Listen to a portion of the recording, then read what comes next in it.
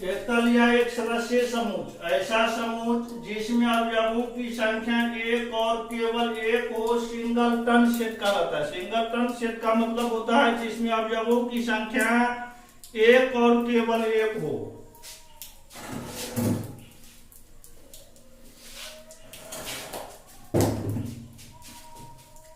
Example, दो बिंदुओं से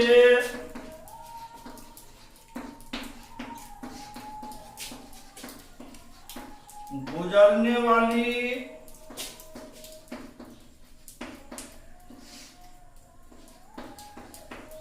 रेखा का समूह।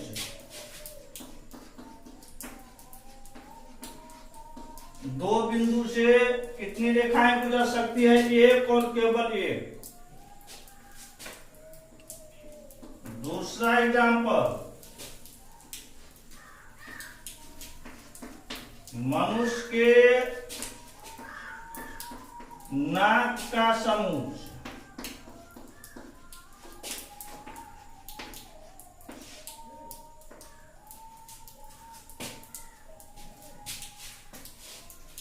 तीसरा एग्जाम्पल देखिए,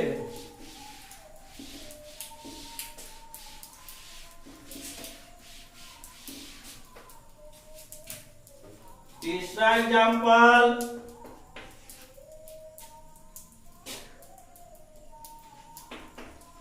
आकाश के सूर्य का समूह।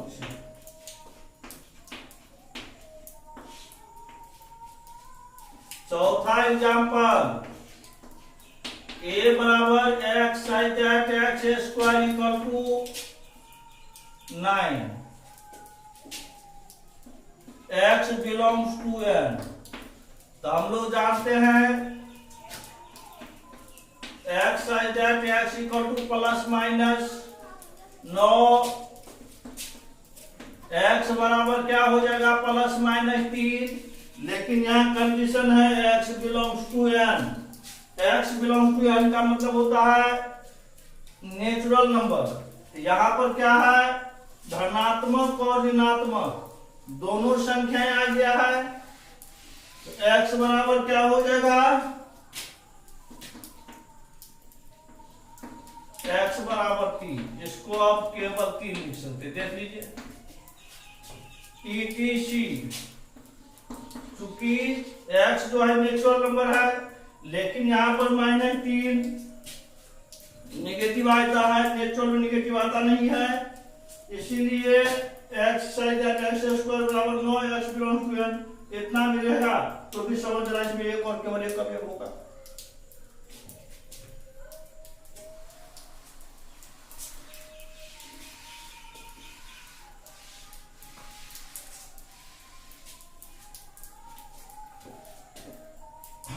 चौथा डेफिनेशन,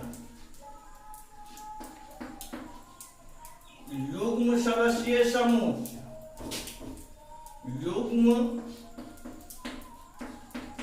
सदस्यीय समूह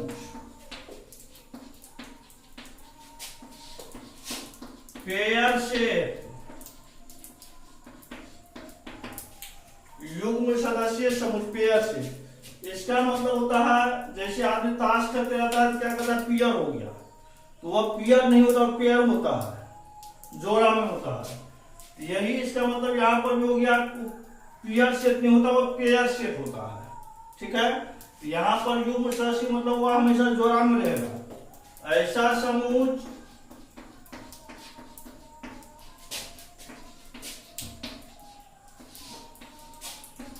जिसमें अवयवों की संख्या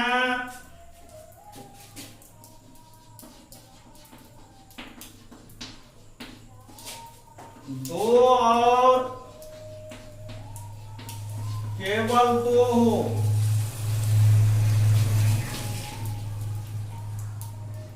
पेयर सेट कहलाता है। पेयर सेट कहलाता है। एग्जाम्पल देखिए,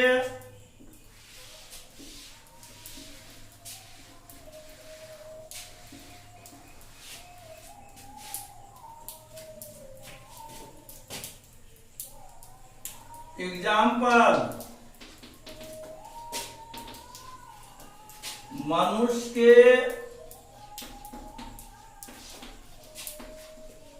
आंखों का समूह,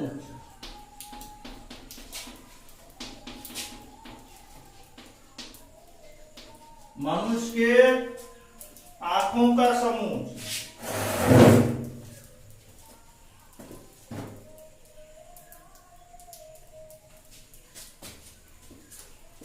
अब शरीर का एक अंग हम लोग दे दिया है, तो फिर जैसा टांग हो गया, हाथ हो गया, तो ऐसा हम लोग नहीं लिख सकते हैं। दूसरा एग्जाम्पल, अंग्रेजी वर्णमाला के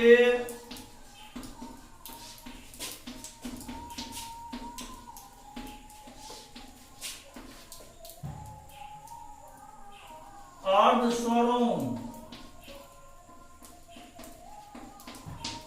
स्वरों मतलब सेमी भावे, अर्ध स्वरों का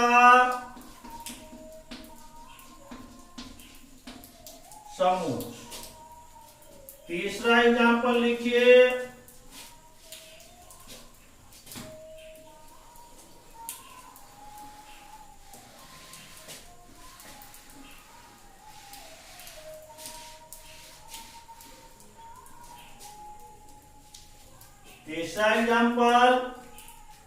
B बराबर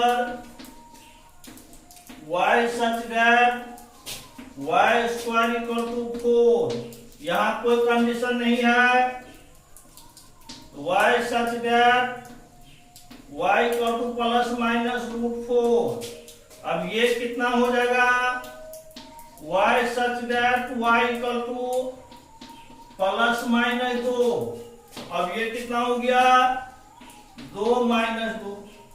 किसी संख्या के, किसी धनात्मक संख्या के वर्गमूलों का समूह भी होता है पेयर सेट। चौथा एग्जाम्पल, किसी रेखा पर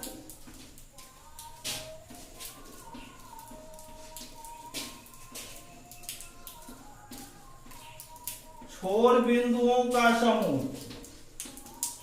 छोर बिंदुओं का समूह। अब छोर बिंदु मतलब रेखा का अंतिम बिंदु, अंत में 2 ही बिंदु होता है। छोर बिंदुओं का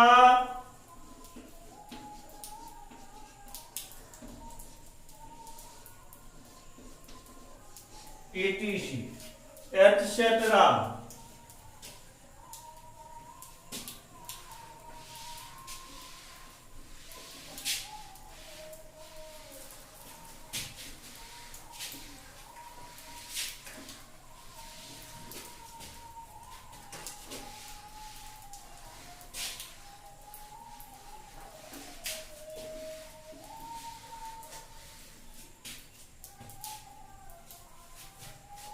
पांचवा परिभाषा देखिए,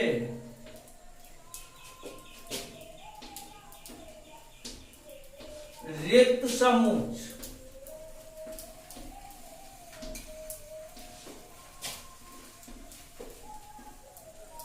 एम्प्टी और नल और वॉइड शेप, एम्प्टी और नल और वॉइड शेप। रिक्त या शून्य, रिक्त मतलब जानते हैं सब खाली होता है, जब वो खाली है तो फिर समूह वह कैसे हो सकता है। रिक्त मतलब होता है खाली। ऐसा समूह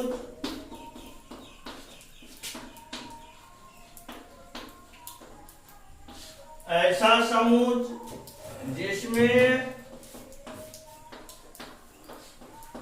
एक भी अवयव ना हो,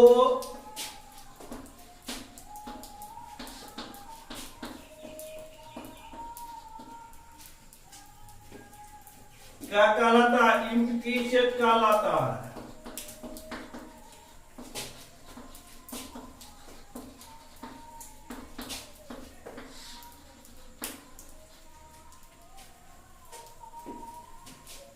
ऐसा समूह जिसमें एक भी अवयव ना हो क्या कहलाता है? एम्प्टी सेट कहलाता है। तो जैसे एम्प्टी सेट का मतलब होता है जो घर में बक्सा है उसमें कपड़े नहीं है, एम्प्टी सेट हो गया। कोठी है उसमें धाने नहीं है, पखारी है उसमें धाने नहीं है, तो ये होता है एम्प्टी सेट। एग्जाम्पल देख लीजिए,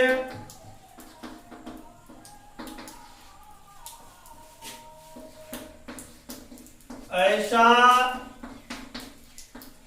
वास्तविक संख्या, ऐसा वास्तविक संख्याएं जिनका वर्ग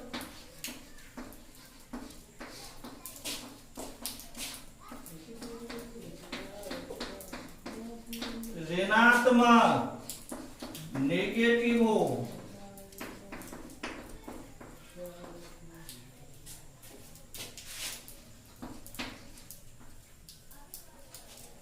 ऐसा वास्तविक संख्याएं जिनका वर्ग नेगेटिव हो। तो दुनिया में कोई भी ऐसा वास्तविक संख्या नहीं है जिनका वर्ग करेंगे तो वह नेगेटिव हो जाएगा, सब पॉजिटिव हो। दूसरा एग्जांपल,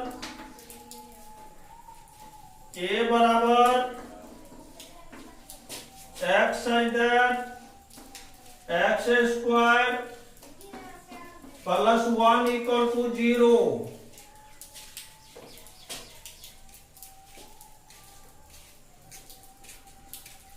x बिलोंग्स टू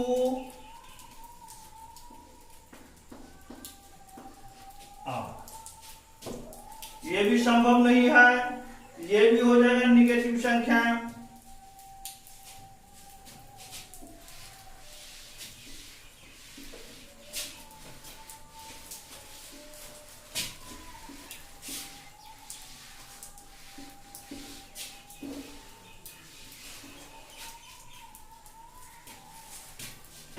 तीसरा एग्जांपल लिखिए,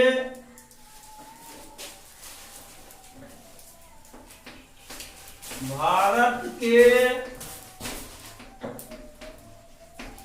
विवाहित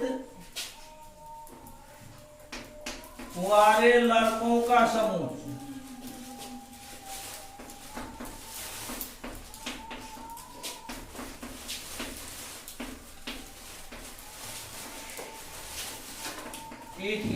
अब हम जानते हैं कि विवाहित लड़का कभी कुंवारा नहीं हो सकता है, इसीलिए भारत के विवाहित कुंवारे लड़कों का समूह एम्प्टी सेट हो जाएगा। चौथा एग्जांपल, अमरणशील व्यक्तियों का समूह, व्यक्तियों का समूह। दुनिया में कोई ऐसा व्यक्ति नहीं है जो नहीं मरता है। पांचवा एग्जांपल होगा, एक दिन में 24 घंटों से अधिक पढ़ने वाले छात्रों का समूह, अधिक पढ़ने वाले